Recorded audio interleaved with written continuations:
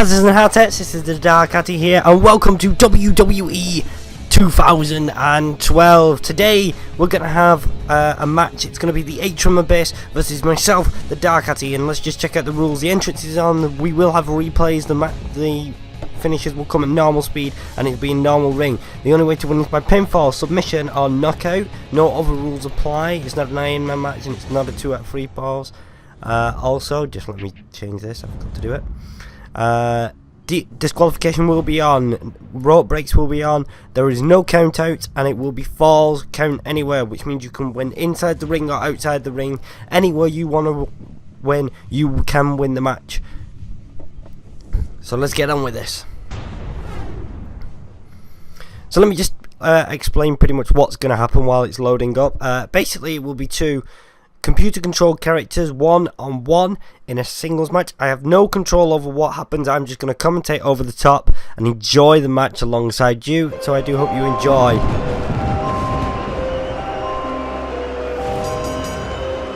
This match is scheduled for one fall, and it is to decide the #1 contender for the World Championship. Introducing first, from parts unknown, the TheAtrumAbyss.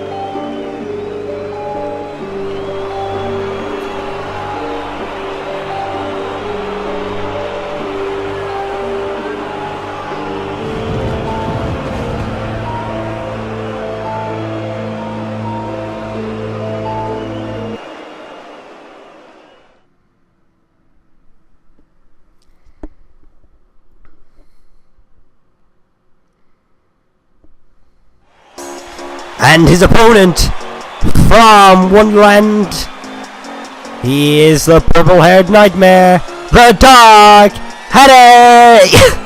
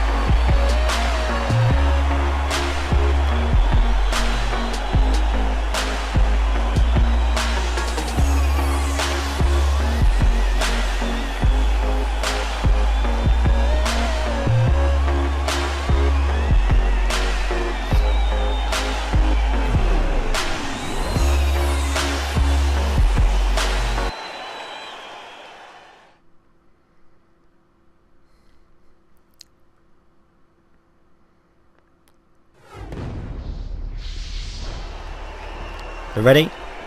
And here we go. A strong start. Will they lock up? Who's going to come out on top? TheAtrumAbyss. Now, what I'd like to talk about is the fact that despite the height advantage and the age advantage that the TheDarkHatty over TheAtrumAbyss is a lot bigger muscle size, and he is a lot stronger than the TheDarkHatty, which is what he needs to look out for. Hatty needs to make sure he stays away from pure brawling, because he isn't going to win. As you noticed, when the TheDarkHatty went down on the floor, he seemed to bang his head quietly. I'm not sure. We just gotta hope that that doesn't affect him too much during this match. At the moment, they just seem to be matching each other. The TheDarkHatty throwing a few punches, getting reversed. The Abyss going in for a reversal. Oh, we've got a pin already. Is it? Not even one. Not even one. Nice kick out, quite and fast. The reason the Abyss has gone in is it does take quite a lot of power to break out of a pin from a man that size, and he's wearing Hatty down quite early in the match. Bit of back and forth action here, and a powerful kick to the rib. Oh my god, more damage to the head. You'll notice he's aiming quite a lot for his head, and the slam, and you notice Hatty is holding the back of his head there. He seems quite damaged. Head straight into the post, and again, the head seems to be a major target for the TheAtrumAbyss. We'd just like to go back to last month when this rivalry really began. It began after some controversial argument going on between Hatty and his girlfriend early December. Sadly, Atrum got involved, and it went on to the point where it was Hatty versus, I can't remember who, but it was for the Champion of Champions title. It was Kelsey's dad that was doing Champion of Champions title. 1-on-1, amazing matchup, but it ended in such a poor way where Kelsey actually got into the ring and accidentally bumped into, well, we say accidentally, but it seemed on purpose. It hit the ref. To which point Atrum ran down to, as if aid Hatty, as they were tag team partners at the time, but instead actually taking Hatty out with a massive abyssal slam. And that's how this really all began, with a massive defeat. Atrum then went on to defeat Mr. McArdle at the Tables and Chairs pay-per-view to take the Champion of Champions title, but he ultimately lost it on the exact same night when Hatty returned, taking Atrum out and allowing the current champion to take the title. So you see that Hatty seems to have the upper hand at the moment, and oh, bit of back and forth. Nope, Atrum takes control, whips him into the corner. Oh, but a nice reversal from Hatty to a massive kick. And now, oh, kick after kick to the head. I'm sure that's not legal, that, in this match. Oh, nasty reversal and a quick punch to the head. Slam down. He's got a nice quick slam. Doing quite well here, Hatty. It's been quite a lot of action for Atrum during this match, but Hatty seems to have pulled himself back into the match. And oh, first Tiger Bomb. That's one. Hatty is well known for using that Tiger Bomb multiple times in a match. That is the first one. Normally hits 3. If he can hit 3 in this match, I'm sure he can get the win, but he doesn't actually need it. He just likes to use it to show the power and weaken his opponent. Atrum getting a nice reversal. I'm surprised Atrum could stand after that Tiger Bomb. It was a very powerful slam. Oh, and he's right down in his head. As I noted before, Atrum is going after Hatty's head a lot. If you can damage his head, he can't do much. If damaging his arm stops him using his finisher, his legs stop using his finisher, but if you hit him in the head, it can paralyze him enough that he won't be able to use any of his moves. Atrum gets a nice grip on the head, squeezing. Oh, and a headbutt. That's got to hurt Atrum a lot, but you've got to think the amount of damage to the same spot on Hatty's head over and over, and a DDT. All this will add up to make it a weaker point, and just hitting it over and over again is going to damage his head and make it easier and cause more damage with each hit. Hatty gets back in the game. Oh, but a nice reversal from Atrum, locking the wrist, damaging the arm just a little bit, but Hatty gets a quick grab and massive knock to the head. Another lock up, and the power of Atrum once again, as earlier, does take over the lock up. Nice reversible by Hatty. Oh, and that was not a good idea by Hatty, as the damage to his head, that's going to affect it. Oh, second Tiger Bomb. That's 2 now.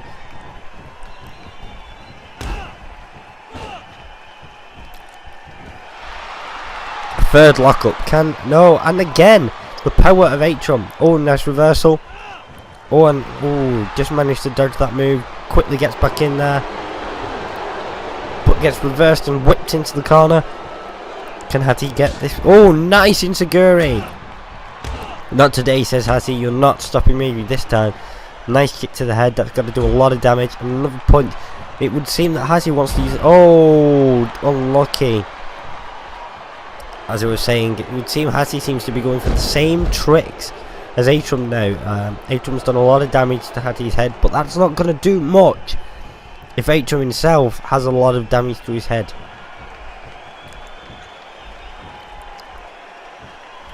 Hatty gets a nice grip, and he hits the Rough Rider. Pin him!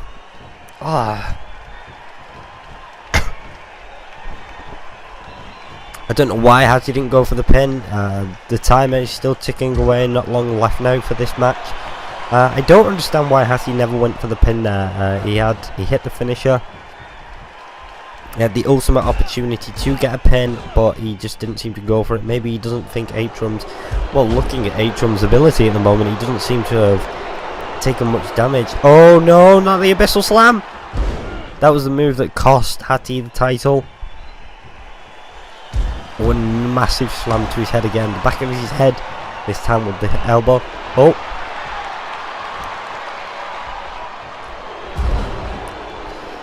Hattie seems to, after that Abyssal Slam, he just seems to have taken a lot of damage to his head. He doesn't seem to be able to keep going anymore, but he's fighting back with as much power.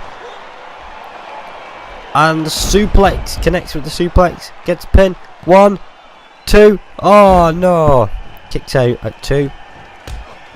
This match will continue, and Abyss with the suplex, a lot faster, not wasting any time. Hattie wasted a lot of time with that, which might have been the reason that Atrum was able to get a bit of power, prepare for the slam, and kick out. These matches are so unpredictable, you can't really guess at what's going to happen. Atrum just laying him with the kick after kick, and now straight back to the head. But Hattie gets a quick reversal, kick to the back of the knee. Spins him round, and what's he going to go for? He's got a nice touch, and the crossroads. Nice slam to the head, and he's going for another pin. 1, 2, oh, and a kick out at 2.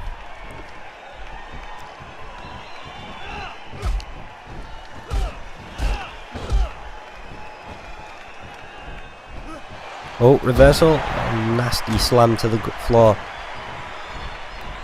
Atrum seems to doing a lot of stomping, which is mainly his goal. He likes to brawl, he likes to stamp, he likes to kick. It's what he does. You'll see a lot of grapples from him, but like once he starts hitting you, that's where the damage is coming from. If you're getting hurt, that's because Atrum is punching you. And his grapples, when he's just... Oh, kick up! If he can get in, can he hit his finisher? No, nasty powerful reverse from Atrum. Oh, and he's going for the F5. Oh, and he hits it again, the Abyssal Slam. Hattie seems to be grabbing some power from nowhere. I can't believe he's got out 2 Abyssal Slams.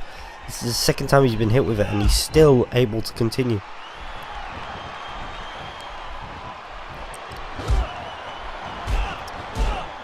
Hattie seriously needs to get a finisher hit in. Oh, is he going for another Tiger Bomb? Oh no, reversed. Followed by the side slam. And Atrum's calling for another Abyssal Slam. If he hits this, I can't see how Hattie's going to continue with this match. He's going for it. Oh, but Hattie manages to escape and hits the Rough Rider.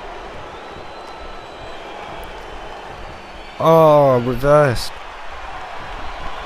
These guys have everything on the line. This is a shot for a title, which is possibly the only reason these guys are putting so much into it. I mean, they've both been hit by 2 finishers during this match, and how they are both still standing, still fighting, I won't understand. I don't have the skill, I don't have the strength, but they are continuing to fight. DDT followed by another DDT, reversed into each other's DDTs right there. Massive slam by Abyss. You've got to imagine that Hattie is very worn out at this point, and as you can see there, he couldn't resist more than 2 punches, falls straight down to the floor. And it would seem this ball's going to go down to the floor now. Another hit to the head. Hattie's head must be in sheer pain now. He must be very dizzy. But he seems to be continuing to fight as much as he can. I'm not sure what this is genuine or what is just like instinct at this point. Massive attacks. He's going for another Tiger Bomb. Can he hit it? No, another reverse. You can see pretty much how the match has started to affect Hattie now. Oh no, not another Abyssal Bomb. as he rolls out the ring. He had to do that. He had to get out of the ring. There was no way he could stay in there. If he stayed in there, he was gone far. And another crossroads. Hattie, come on, my friend. You need to get a pin. You need to hit your finisher and get him pinned. You're at this point now where your head is taking so much damage, you're not going to be able to continue much longer. Trying to pander to the crowd. He needs to get the crowd behind him here. This is what he's going for. He needs to get the crowd behind him. He needs a bit of support. Slam. Come on. You can do this, my friend. Get him up. Get him up. Hit the Rough Rider. Rough. Come on. He hits the Rough Rider. Can he get the pin? He's going for the pin. 1, 2, 3. Hattie takes the win.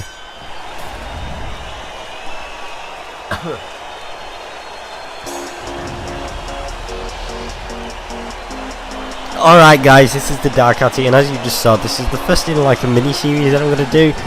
This isn't really a proper series, it's just for fun. I'm just mucking around with it, where basically I'm going to do random 2012 matches where I'm just going to like make characters that look like people. This will include Paperback, Sly Fox, Chimney Swift, like famous YouTubers that you'll know, also some of my friends, and basically I'll make them compete in matches. So if you post in the comment section below two YouTubers or a match that you'd like to see, maybe Nova and Sheamus versus Sly and P-Bat or something along those lines, you get back to me and I'll get the match sorted for you. This is the TheDarkHatty, and I will see you next time, Hatters and Hattettes.